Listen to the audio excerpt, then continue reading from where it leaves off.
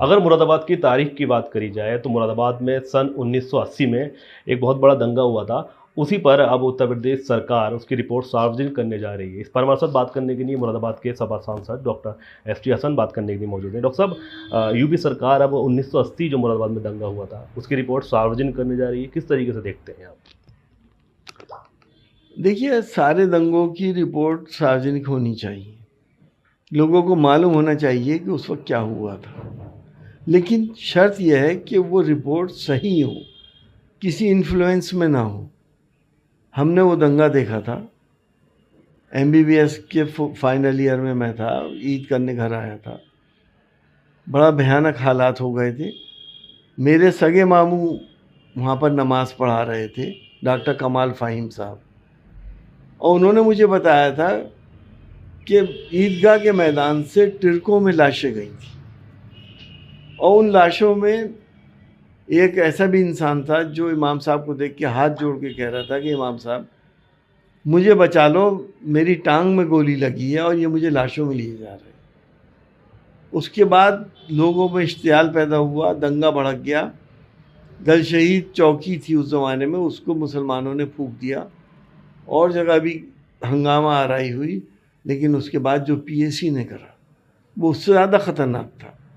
PAC घरों के अंदर घुस गई, मुसलमानों को बर्बाद कर दिया, बहुत से लोगों को वो ले गई, और वो लोग आज तक घर वापस नहीं आए। अच्छा, कहीं ना कहीं कहा जाता है उस दंगों के बाद से जो मुरादाबाद की आवाम थी वो PAC से खफा थी, बहुत खफा थी, PAC को देखना नहीं चाहती थी। मिसेस इंदिरा गांधी उस वक्त प्राइम मिनिस्टर थी, विश्वनाथ प्रताप सिंह यहाँ के चीफ मिनिस्टर थे। हमारे इमाम साहब ने ये डिमांड रखी थी कि यहाँ PAC ना लगाई जाए, और उन्होंने मान ली थी। बरसों बरस यहाँ पे PAC नहीं लगाई गई, क्योंकि मुसलमान का खून खौलता था PAC को देखने के बाद। तो बहुत ज़्यादा नाराज़ थे। जब से समाजवादी की सरकार आई, मुलायम सिंह यादव जी ने ये देखते हुए कि मुसलमान PAC से बहुत खाइफ हैं, उन्होंने PAC के अंदर 10.5% मुसलमानों की भर्ती करी। अच्छा, दंगा हुए हुए तकरीबन 23 साल हो चुके हैं, तो 23 साल बाद इस पे जो रिपोर्ट आ रही है उत्तर प्रदेश सरकार की तरफ से, क्या लगता है, क्या इसमें कुछ राजनीतिक फ़ायदा हो सकता है? देखिए, राजनीतिक फ़ायदा ये दिख रहा है हमें कि BJP मुसलमानों को बांटना चाहती है। कहीं कहीं कुछ ट्रेंड ऐसा है कि अब मुसलमान बट रहा है, कि कुछ कांग्रेस में भी जा रहा है। लेकिन इस रिपोर्ट से कैसे बटेगा, मैं ये समझना चाहता हूँ। जब ये रिपोर्ट आएगी तो इससे मुस्लिम कैसे बटेगा?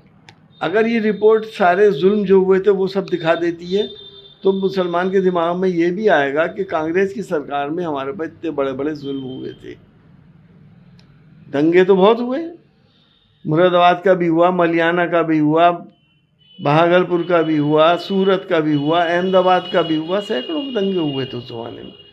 तो वो इस तरह से बांटना चाहती है, और फिर वो खुद पसमानदा मुसलमान कर रही है। हालांकि इस्लाम में कोई पसमानदा नहीं होता, सब इंसान बराबर हैं।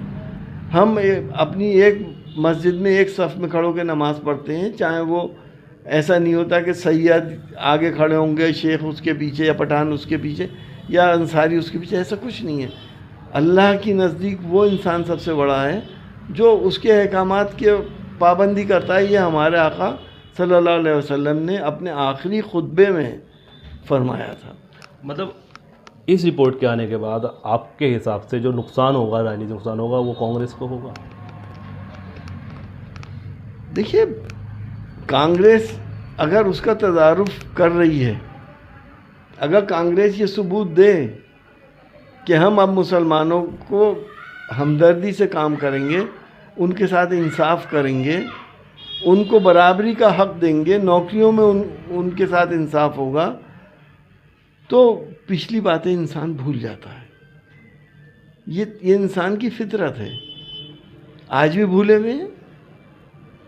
चंद होशमंद लोग वो पिछली बातें याद रखते हैं, और जो कौमें अपना माजी भूल जाती हैं उनका मुस्तकबिल अच्छा नहीं होता। कहीं ऐसा तो नहीं कि इसके बाद जो ज़ख्म है लोगों के दिलों में उसको पूरे करने की कोशिश की जा रही है? ज़ख्म तो कुरेद ही जा रहे हैं, लोगों के दिलों में ज़ख्म है, लेकिन जिसके घर के लोग चले गए उनके ज़ख्म आज भी हरे हैं। आप उन लोगों से जाके पूछिए, जिनके घरों में से लोग पीएसी निकाल के ले गए वो नहीं लौटे, उनके बच्चों से पूछिए, क्या वो भूल सकते हैं? ज़ख्म पे हल्की सी परत आ सकती है, लेकिन जब भी दिमाग में वो हालात आते हैं तो इंसान की आंखों में आंसू आ जाती है। तो ये थे हमारे साथ मुरादाबाद के सभा सांसद डॉक्टर एस.टी. हसन, जिनका कहना है कि इस रिपोर्ट आने के बाद एक ज़ख्मों पे परत तो आ सकती है, लेकिन ज़ख्म वो कभी मिट नहीं सकते। मुरादाबाद से भारत 24 के लिए अब्दुल्ला फारूक।